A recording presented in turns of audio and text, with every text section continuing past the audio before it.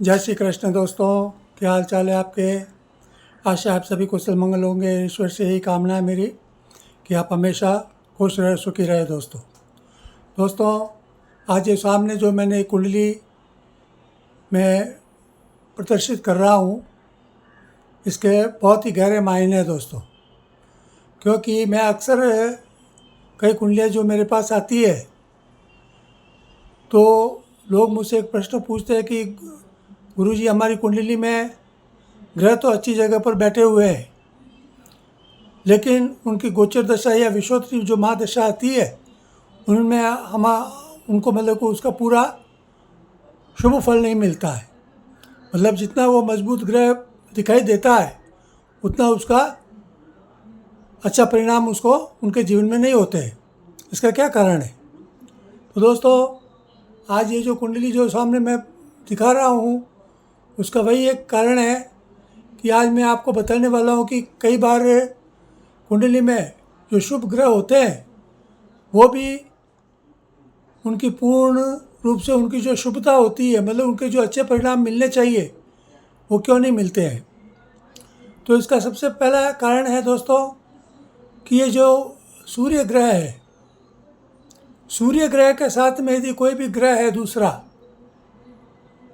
तो उसका कारण ये होता है कि जिस तरह की हम रात में हमेशा जब आकाश की तरफ देखते हैं तो हमें चंद्रमा भी दिखाई देता है, ग्रह नक्षत्र भी दिखाई देते हैं, वो हमें तारे टिमटिमाते हुए दिखते हैं, वो रात में दिखते हैं। कारण उस समय सूर्य नहीं होता, इसलिए वो हमें दिखाई देते हैं। और जैसे ही सुबह प्रातकालीन जब सूर्योदय होता है तो रात को जो हमें तारे और नक्षत्र और जो चंद्रमा वगैरह दिखते हैं वो सब दिखाई देने बंद हो जाते हैं, वो ओझल हो जाते हैं। इसका क्या कारण है?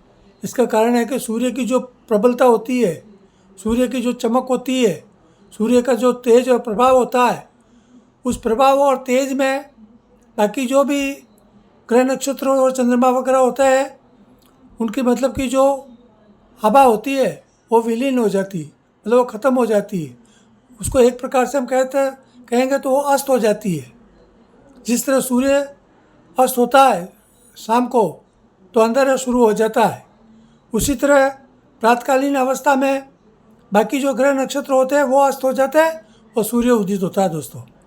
तो इसका ज्योतिष की भाषा में हम इसको क्या कहेंगे कि भाई जब सूर्य उदित होता है तो सूर्य के सामने बाकी जो ग्रह नक्षत्र होते हैं वो अस्त हो जाते हैं, वो क्षीण हो जाते हैं, वो प्रभावहीन हो जाते हैं। तो वैसा ही कुछ हमारी जो जन्म कुंडली होती है उसमें ग्रह की स्थिति होती है। जैसा कि मान लो सूर्य के साथ में यदि कोई भी ग्रह आपकी कुंडली में बैठा हुआ है तो वो ग्रह सूर्य के साथ में होने के कारण वो क्षीण हो जाता, वो अस्त हो जाएगा। हालांकि उसमें एक संशोधन ये है कि सूर्य कितनी डिग्री का है, सूर्य स्वयं अंशात्मक रूप से प्रबल है या कमज़ोर है, ये ज़रूर देखना पड़ता है। और उसके साथ में जो भी ग्रह है वो उसका मित्र है, शत्रु है, अंशात्मक रूप से कमज़ोर है या प्रबल है, ये भी उसकी स्थिति देखी जाती है। लेकिन अक्सर ये देखा जाता है कि जब भी सूर्य के साथ में यदि कोई भी ग्रह है तो वो ग्रह अपना जो मौलिक जो परिणाम होते हैं, जो मौलिक जो शुभता होती है, वो उसको खो देते हैं, वो उसका पूरा परिणाम नहीं दे पाते हैं। जैसे कि मान लीजिए कुंडली का ये जो नवम भाव है, ये इसको हम भाग्योदय का भाव मानते हैं। यहाँ का जो भी ग्रह का जो मालिक होगा उसको हम भाग्येश बोलते हैं। मतलब ये जो नवम भाव है, जैसे यहाँ लिखा देगा नवम भाव में मान लो जो भी राशि है और उसका जो भी स्वामी होगा वो भाग्येश कहा जाएगा। भाग्येश मतलब वो ग्रह आपका भाग्योदय कराएगा। लेकिन यहाँ पर जैसे देखे लिखा है, ये सूर्य लिखा हुआ है, सूर्य के साथ में कौन सा ग्रह है? राहु है। अब राहु वैसे भी पाप ग्रह माना जाता है, और राहु जिस भी भाव में बैठा, कहीं भी हो, इन 12 भाव जो है, जो 12 हाउस है, 12th हाउस है, इन 12 हाउस में कहीं भी राहु बैठा होगा तो उस भाव का जो मौलिक जो वो मतलब कि शुभ फल होता है वो उसको ख़त्म कर देता है। इसके अलावा यदि वो सूर्य के साथ में है तो ये और भी मतलब डेंजरस कंडीशन उसकी हो जाती है, क्योंकि सूर्य और राहु दोनों वैसे भी शत्रु ग्रह माने जाते हैं। और सूर्य और राहु, जिस तरह हम बोलते हैं ना भाई सूर्य ग्रहण है या चंद्र ग्रहण होता है, तो वो राहु के कारण ही होता है। तो इसको ग्रहण योग भी माना जाता है और इसको शापित योग भी ज्योतिष में कहा जाता है। लेकिन यदि मान लो ये नवम भाव है, इस भाव में यदि सूर्य के साथ में आपका जो भी ग्रह बैठा होगा, यदि शुभ ग्रह होगा तो वो भी उतना फल नहीं दे पाएगा, क्योंकि वो सूर्य के कारण मतलब उसकी खुद की ताकत कम हो जाती है। लेकिन यदि वो किसी अच्छे भाव का स्वामी है तो थोड़ा बहुत फल तो वो जरूर देगा, लेकिन जितना वो देना चाहिए उतना नहीं दे पाएगा। हाँ, ये एक बात जरूर है कि सूर्य यदि प्रबल है और सूर्य यदि स्वयं यहाँ का मतलब कि इस भाव का मालिक है, स्वामी, मतलब वो सिंह राशि का स्वामी सूर्य होता है। यदि सिंह राशि का स्वामी सूर्य यहाँ पर है और कुछ अंशात्मक रूप से थोड़ा मजबूत है, तो वो राहु के प्रभाव को कम कर देगा और सूर्य अपना परिणाम जरूर यहाँ पर देगा। ये चीज़ है। कुछ और बातें मैं आपको बताता हूँ, फिर ये जो पूरा जो चार्ट बना हुआ इसके बारे में मैं आपको बताऊँगा। तो आप अपनी जो भी हॉरोस्कोप है, जो जन्म कुंडली है, उसको निकाल कर आप उसको मैच करें। आप देखें कि भाई सूर्य कहाँ पर बैठा हुआ और सूर्य के साथ में कौन सा ग्रह बैठा हुआ। जैसे सूर्य के साथ, जैसे देखिए यहाँ पे लिखा है चंद्र है, फिर यहाँ पे सूर्य के साथ मंगल है, या सूर्य के साथ बुध है, या सूर्य के साथ गुरु जुपिटर है, या सूर्य के साथ शुक्र वीनस है, या सूर्य के साथ में जैसे ये जो भाव यहाँ पे कोई ग्रह मैंने बताया नहीं है। इसका कारण ये है, जैसे यहाँ लिखा देखिए सिक्स्थ भाव जो है सूर्य सन अशुभ, कोई भी ग्रह मतलब एनी प्लेनेट यहाँ पे, ये जो वैसे भी ये जो छठा भाव है, सिक्स्थ हाउस, एट्थ हाउस और 12th हाउस, ये तीनों कुंडली के मतलब कि ये डेंजर हाउस माने जाते हैं। मतलब यहाँ पे कोई भी ग्रह जो होता है वो कमज़ोर हो जाते हैं, वो हमको उनका मतलब पूरा हमको जो रिजल्ट है वो हमको दे नहीं पाते। तो यहाँ पे मान लो सूर्य है तो भी वो भी अच्छा फल नहीं दे पाएगा, और दूसरे कोई भी ग्रह यदि यहाँ पर है तो वो भी अच्छा फल नहीं दे पाएगा। तो सूर्य है और सूर्य के साथ में यदि कोई दूसरे ग्रह भी यहाँ पर है तो वो और भी ज़्यादा मतलब कि खतरनाक स्थिति हमारी लाइफ में बन जाती है। कौन से तीन स्थान है? एक तो सिक्स्थ हाउस, एट्थ हाउस और 12th हाउस। तो यहाँ पे कोई भी ग्रह, पहली बात तो होना ही नहीं चाहिए। ये तीन हाउस में, सिक्स्थ, एट्थ और 12th हाउस में कोई भी ग्रह होना नहीं चाहिए, ये मतलब खाली होना चाहिए। ठीक है, यहाँ पर कोई कोई राशि जरूर होगी, उसको स्वामी बाकी का भाव में कहीं होगा, उसका उतना मतलब कि दुष्परिणाम नहीं होगा जितना यदि यहाँ पर कोई भी ग्रह यदि है तो वो एकदम मतलब क्षीण हो जाएंगे और आपके जीवन में वो अच्छा प्रभाव नहीं डालेंगे। अब दोस्तों आगे चलते हैं। यहाँ पे जैसे लिखे है सूर्य सन के साथ में सैटर्न है, शनि है। अब यहाँ पे चलते हैं तो जो ये कंडीशन मैंने यहाँ बताई थी वो सेम टू सेम यहाँ पर रहता है कि ये एट्थ हाउस है, तो सूर्य के साथ में यदि कोई भी ग्रह एनी प्लेनेट अशुभ अनलकी माना जाएगा। उसके क्या क्या परिणाम होंगे यह भी लिखा रहेगा, रोग, डिजीज, कर्ज, लोन, शत्रु, एनिमी। यहाँ भी वही चीज़ है, रोग, डिजीज, तनाव, टेंशन और हानि, लॉस। ये एट्थ भाव में यदि सूर्य और उसके साथ यदि कोई भी ग्रह है या दूसरा कोई भी ग्रह है तो उसका परिणाम ये होगा। उसी तरह 12th भाव में भी देखो ये लिखा हुआ है, जैसे कर्ज है, लोन है, खर्च है, एक्सपेंडिचर है और हानि है, लॉस है, यहाँ भी अल्लाह की अशुभ माना जाता है। अब ये तो इन तीन भाव का बताया। आगे चलते हैं तो जैसे अभी ये पे यहाँ पे पहले मैंने आपको बता दिया, ये जो नवम भाव है जो कि हमारा भाग्योदय भाव माना जाता है, जो भाग्य स्थान माना जाता है, उसके बारे में मैंने आपको पहले बता दिया। यहाँ भी जैसे राहु है, राहु के साथ में यदि कोई दूसरा ग्रह है, तो सूर्य के साथ में यदि शुक्र है तो वो आपको आपका भाग्योदय तो कराएगा, आपको मतलब इनकम भी अच्छी कराएगा, लेकिन आपके खर्चे उतने होंगे कि मतलब वो मतलब बोलते हैं ना, आमदनी अटनी और खर्चा रुपया। मतलब एक तो शौकीन प्रवृत्ति उनके होंगे और शौक मौज में बहुत ज़्यादा पैसा वो बर्बाद करेंगे।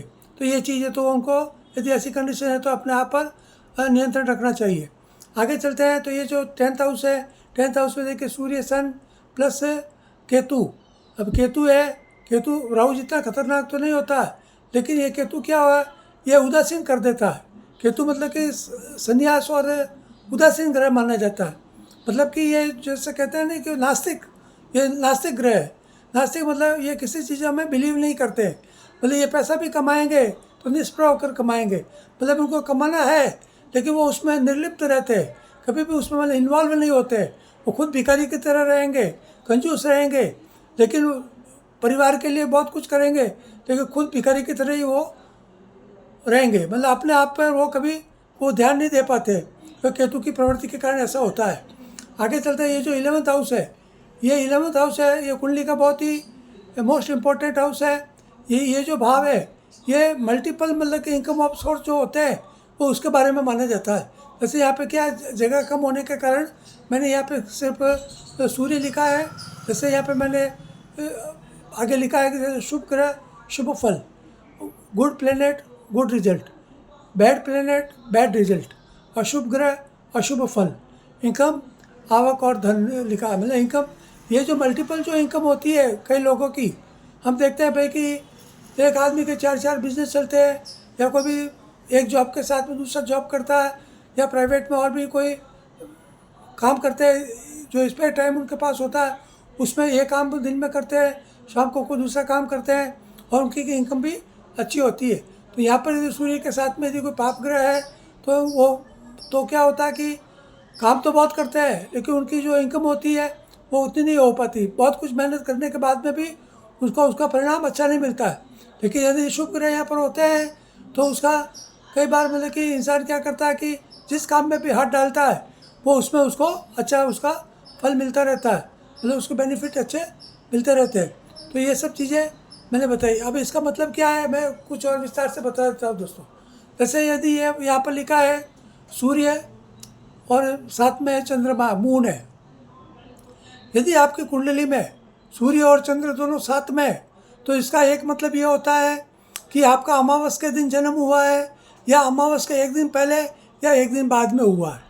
मतलब कि या तो कृष्ण पक्ष की चतुर्दशी होगी, या कृष्ण पक्ष की अमावस्या होगी, या शुक्ल पक्ष की जो प्रतिपदा होती है, वह उन लोगों की कुंडली में सूर्य और चंद्रमा हमेशा साथ होते हैं। और चंद्रमा का मतलब क्या होता है, हमारी लाइफ में जो धन है, मतलब जो भी वेल्थ है, उस वेल्थ का मूल कारण चंद्रमा होता है। चंद्रमा जिसका अच्छा होता है, मतलब कि जिसका अमावस का जन्म नहीं हो, पूनम के आसपास जन्म होता है, वैसे लोगों की ज़िंदगी में कभी भी पैसे की कमी नहीं रहती है। वो चाहे निष्क्रिय भी रहते हैं तो भी सामने सूर्य के लक्ष्मी जी की कृपा उन पर हमेशा बंधी रहती है। और यदि सूर्य और चंद्रमा दोनों साथ में है तो ये बहुत ही अशुभ योग माना जाता है, यह अमावस्या योग माना जाता है। और अमावस्या का आसपास का जो जन्म होता है उनमें ये योग हमें अक्सर देखा जाता है। उसका कारण क्या है दोस्तों, कि चंद्रमा जो धन का कारक है वो सूर्य के साथ में होने के कारण है वो अस्त हो जाता है। अस्त होने से क्या होता है कि इसकी जो गुड रिजल्ट जो मिलना चाहिए चंद्रमा का, वो नहीं मिल पाता है। और दूसरा, ये जो सूर्य है, ये सूर्य इंसान को क्रोधी बना देता है, वो एंग्री यंगमैन होता है। तो ये सूर्य और चंद्रमा कभी साथ में नहीं होने चाहिए। सूर्य और चंद्रमा साथ में होना मतलब कि जीवन भर इंसान के हाथ में पैसा तो भले आ सकता है, चंद्रमा धन का कारक है और पैसा तो आता रहेगा, लेकिन जैसे मान लो कि आप ₹1,00,000 महीने का कमाते हैं तो ₹1.5 लाख आपके सामने जावक रहेगी, मतलब खर्च रहेगा, एक्सपेंडिचर रहेगा। तो ये सब चीज़ें मतलब उसकी ज़िंदगी में चलती रहती, जीवन भर उनको धन के मामले में कहते हैं ना, लक्ष्मी चंचला होती है, तो वो लक्ष्मी उनके साथ चंचल स्वभाव से उनके साथ व्यवहार करती है, ये चीज़ है। तो सूर्य और चंद्रमा कभी साथ में नहीं होने चाहिए। सूर्य चंद्रमा साथ में होते हैं तो धन का अभाव हमेशा महसूस होता ही है। दूसरा, यदि इस भाव में मैं सभी भाव जो भी ये भाव है, ये जो 12th हाउस है, सबके अपने अपने मैंने जो भी सब्जेक्ट है वो मैंने इसमें लिख दिए। देखिए यहाँ पे जो फर्स्ट हाउस है, इसमें ये जो फर्स्ट हाउस है ये बुद्धि है और धन है, वेल्थ का भी है। और जो हमारे जो फिजिकल जो हमारी जो बॉडी है उसका भी माना जाता है। लेकिन यहाँ पे यदि शुभ ग्रह होते हैं तो हमारी बॉडी है, बुद्धि है, वाइज है और धन है, मजबूत रहते हैं। और पाप ग्रह होते हैं, अच्छे ग्रह नहीं होते हैं, तो इन चीज़ों में हमको कमजोरी देखनी पड़ती है। आगे चलते हैं। आगे जैसे यहाँ पे लिखा सूर्य सन प्लस से मंगल मार्च। अब ये जो भाव है ये सेविंग का भाव है, ये बचत का भाव है, ये हमारी जो तिजोरी जो कहते हैं तिजोरी सेविंग्स, वो उसका भाव है। हमारा जो लॉकर है परिवार का, घर का लॉकर जो है वो इसको मानेंगे। तो यदि यहाँ पर ये दोनों कोई भी ग्रह सूर्य के साथ में चंद्रमा हो, मंगल हो, तो जैसा ग्रह की युति होगी उन ग्रहों के स्वभाव के अनुसार आपको उसके परिणाम मिलेंगे। वैसे मंगल और सूर्य दोनों मित्र है, यदि दोनों होंगे तो आपको ज़्यादा हानि तो नहीं होगी। लेकिन यदि सूर्य प्रभावशाली है और मंगल अस्त है तो मंगल का प्रभाव कम हो जाएगा, तो मंगल का लाभ यहाँ पर आपको नहीं मिलेगा और सूर्य का लाभ मिलेगा। यदि सूर्य यहाँ पे कमज़ोर है और मंगल प्रबल है तो मंगल का लाभ आपको यहाँ पर मिलेगा और सूर्य का प्रभाव कम हो जाएगा। तो जैसे मैंने देखो यहाँ पे जो राइट लिखा है ग्रीन कलर में, यहाँ पे राइट है, यहाँ पे राइट है, यहाँ पे देखिए राइट है, यहाँ पे राइट है। तो जो जो ग्रह सूर्य के साथ में थोड़ा बहुत आपको बेनिफिट देगा, वहाँ मैंने आपको राइट का जो मैंने सिग्नेचर कर दिया। और जहाँ पे यदि जैसे यहाँ पर है, देखो डबल क्रॉस किया हुआ, यहाँ पे भी देखो ये क्रॉस किया हुआ, यहाँ पर भी क्रॉस है, यहाँ पर भी ये जो मैंने ये क्रॉस है, क्योंकि सूर्य और शनि दोनों शत्रु ग्रह है। यहाँ पर भी देखो क्रॉस है और यहाँ पे भी जो क्रॉस है, तो जहाँ जहाँ क्रॉस है वहाँ पर ये स्थिति, ये ऐसे ग्रह मतलब नहीं होना चाहिए। और जहाँ पे मतलब कि जो जो ग्रह सूर्य के साथ में अच्छा फल देंगे, तो उनके लिए मैंने यहाँ पे राइट कर दिया। जैसे अभी यहाँ पर है सूर्य मतलब सन के साथ में यदि जुपिटर है, तो ये आपको ये जो भाव है ये सुख का भाव माना जाता है। हमारी लाइफ में जो भी हैप्पीनेस आती है वो इसी भाव से आती है, और धन भी हमको मिलता है, वेल्थ भी हमारी अच्छी रहती है, और वाहन हमारे जो भी गाड़ी घोड़े जो सुख सुविधा होती है, व्हीकल वगैरह, और वो जो प्रॉपर्टीज़ वगैरह वो जो होती है संपत्ति, वो भी इसी भाव से हम उसका देखा जाता है। तो यदि सूर्य के साथ में यदि यहाँ पर कोई भी शुभ ग्रह जैसे मंगल है, बुध है, शुक्र है, जो गुरु है, यदि ऐसे ग्रह होते हैं तो इन चीज़ों में हमको लाभ मिलता है। लेकिन यदि गुरु यदि कमज़ोर है, यदि अस्त हो गया सूर्य के साथ में होने से अंशात्मक रूप से, उसकी डिग्री यदि कम है तो उसका थोड़ा कम बेनिफिट मिलेगा। और सूर्य यदि कमज़ोर है तो सूर्य के जो भी हमको लाभ मिलने वाले होते हैं वो कम होगा। और जो जुपिटर है वो यदि उसकी डिग्री यदि मजबूत रहेगी तो उसका बेनिफिट हमको यहाँ पर मिलेगा ज़रूर। ये चीज़ है। आगे चलते हैं। जैसे ये जो है ये सूर्य सन प्लस वीनस शुक्र, तो यहाँ पर ये जो भाव है ये शिक्षा एजुकेशन है, और धन है, वेल्थ है, और हमारे जो भी बच्चे होते हैं, जो संतान होते हैं, चिल्ड्रन होते हैं, ये उनका भाव है। यदि यहाँ पर यदि अच्छे योग है, सूर्य के साथ में अच्छे ग्रह बैठे हैं, तो इन चीज़ों में हमको लाभ हमको अच्छा मिलता है। यदि सूर्य प्रबल होगा तो सूर्य के द्वारा लाभ मिलेगा। यदि शुक्र प्रबल है या कोई भी दूसरा शुभ ग्रह यदि यहाँ पर प्रबल है और सूर्य कमज़ोर है तो उसका लाभ हमको ये शिक्षा में है, हमारे धन संपत्ति में है, हमारे संतान के रूप में हमको उसका अच्छा बेनिफिट मिलेगा। यहाँ का तो मैंने आपको पहले बता ही दिया है कि यहाँ पे कोई भी ग्रह मतलब कि नहीं होना चाहिए छठे भाव में। ये सेवन्थ हाउस है, सेवन्थ हाउस में सूर्य और सन के साथ में प्लस जो शनि मैंने यहाँ पे लिखा है, हो सकता है आपकी कुंडली में यहाँ पे शनि नहीं हो, कोई दूसरे ग्रह भी हो सकते हैं। यदि यहाँ पे पाप ग्रह सूर्य, राहु और जैसे मंगल जैसे ग्रह यदि यहाँ पर है तो वो थोड़ा आपको इस भाव में अशुभ फल देंगे। और यदि सूर्य के साथ में यहाँ पर चंद्र नहीं होना चाहिए, और जो बुध है, गुरु है, शुक्र है, यदि ऐसे ग्रह यदि यहाँ पर है तो इस भाव के जो भी आपको जो सब्जेक्ट है उसका आपको लाभ मिलेगा। जैसे यहाँ पर लिखा धन, वेल्थ, लव, प्रेम, भागीदारी, पार्टनरशिप, शादी, मैरिज, तलाक, डाइवोर्स, और जो काम कला, जो पावर ऑफ सेक्स बोलते हैं, सेक्स का पावर जो भी है वो इसी जो हाउस से देखा जाता है। तो यहाँ पे यदि शुभ ग्रह सूर्य के साथ में है तो आपको अच्छा फल मिलेगा। यदि पाप ग्रह है तो इन चीज़ों में आपको नेगेटिविटी देखने को मिलेगी, वो आपके माइनस पॉइंट आपको यहाँ पे देखने मिलेंगे दोस्तों। तो ये चीज़ आप देख लेवे। आगे ये 8th हाउस का मैंने आपको पहले बता दिया है। 6th हाउस और 8th हाउस का सेम टू सेम सिमिलर मतलब कि उसका रिजल्ट होता है। और आगे चलते हैं, मैंने इसके बारे में आपको बता दिया है। सूर्य के साथ में यहाँ पे राहु मैंने बताया, लेकिन राहु के अलावा यदि कोई भी अच्छा ग्रह है जैसे चंद्र है, शुक्र है, मंगल है, बुध है, गुरु है, यदि यहाँ पर है तो आपको इससे जो चीज़ें हैं जैसे भाग्य, लक, दुर्भाग्य, अनलकी और वेल्थ, धन, इन चीज़ों में यदि बैड प्लेनेट है तो उसका बैड रिजल्ट मिलेगा, गुड प्लेनेट है तो उसका अच्छा फल आपको मिलेगा दोस्तों। आगे चलते हैं। जो 10th हाउस है, 10th हाउस में सूर्य प्लस केतु। अभी यहाँ पे मान मैंने केतु लिखा है, या केतु की जगह यदि आपके कुंडली में कोई दूसरे ग्रह यहाँ पर है तो उसके हिसाब से आपको ये जो चीज़ें जो सब्जेक्ट है, धन है, वेल्थ है, संपत्ति, प्रॉपर्टी है, बचत है, सेविंग्स है, उच्च पद, हाई पोजीशन, चाहे पॉलिटिक्स में हो, गवर्नमेंट जॉब में हो, या और भी जो हमारी सोसाइटी में किसी भी तरह के उच्च पद आपको जरूर उसमें प्राप्त होते हैं। लेकिन यदि यहाँ पाप ग्रह जैसे मान लिया यहाँ पर राहु हो गया तो इन चीज़ों में आपको लॉस होगा। यदि मंगल भी होगा तो भी कुछ आपको मिले जुले फल होंगे, केतु यदि है तो भी मिले जुले फल आपको मिलेंगे, और शुभ ग्रह यदि यहाँ पर है तो आपको इन चीज़ों में आपको अच्छा बेनिफिट मिलेगा। यहाँ के लिए मैंने आपको बता दिया कि मल्टीपल इनकम ऑफ सोर्स का ये हाउस है, तो तो यहाँ पर यदि सूर्य के साथ में शुभ ग्रह है तो आपके कई प्रकार के कामकाज करते हुए आप पैसे कमाएंगे, शुभ ग्रह है तो। या शुभ ग्रह है तो आप बहुत कुछ काम करके भी आपको उतना बेनिफिट आपको लाइफ में नहीं मिल सकता। तो ये जो इनकम ऑफ सोर्स का ये जो हाउस है इसके बारे में आगे चलते हैं। 12th हाउस जो है उसके बाद जैसे लिखा है कि सूर्य प्लस एनी कोई भी ग्रह हो, एनी प्लेनेट, तो यहाँ पर जो भी है ये अशुभ अनलकी माना जाता है ये हाउस। तो ऐसे स्थिति में आपको कर्ज और लेने और देने में, लोन लेने देने में आपको बहुत ही सोच समझ कर चलना चाहिए। आपके जो खर्चे हैं उनका जो भी एक्सपेंडिचर है उन पर आपको कंट्रोल रखना चाहिए और आपको किसी भी तरह की हानि नहीं हो, विशेष करके फाइनेंशियली, तो उसको आपको थोड़ा ध्यान रखना चाहिए दोस्तों। इसके अलावा दोस्तों एक चीज़ मैं आपको और कह देना चाहता हूँ, ये तो मैंने सूर्य के साथ में मैंने आपको बताया है कि सूर्य के साथ में होने से क्या होता है, कोई भी ग्रह अस्त हो जाते हैं, उसके कारण ये परिणाम होते हैं। लेकिन यदि सूर्य साथ में नहीं है, सूर्य यदि अकेला है किसी भाव में, तो आपको अच्छा लाभ देगा।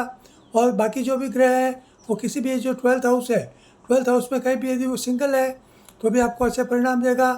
और यदि किसी और ग्रह के साथ में सूर्य नहीं हो, सूर्य के साथ में किसी दूसरे ग्रह के साथ में यदि वो है, तो उस हिसाब से ये जो सब्जेक्ट मैंने लिखे हैं उस हिसाब से आपको यदि वो दोनों जो प्लेनेट है वो यदि फ्रेंडशिप में है तो आपको अच्छा फल मिलेंगे, और वो दोनों एनिमीज़ है तो आपको उसका थोड़ा नेगेटिव उसका आपको रिजल्ट मिल सकता है। तो यदि आप अपनी कुंडली में इस चीज़ों को देख लें, और कृपया मेरे यूट्यूब चैनल को सब्सक्राइब करें, लाइक करें, शेयर करें। और यदि आपकी कोई भी पर्सनल प्रॉब्लम हो ज्योतिष के बारे में तो कृपया मेरे व्हाट्सएप चैनल पर आकर मुझसे कांटेक्ट करें, और जब भी मुझे समय मिलेगा मैं वापस आपको उसका समुचित समाधान या उसका रिप्लाई मैं आपको ज़रूर दूंगा दोस्तों। तो आज के लिए केवल इतना ही। धन्यवाद। जय श्री कृष्ण, जय श्री राम दोस्तों।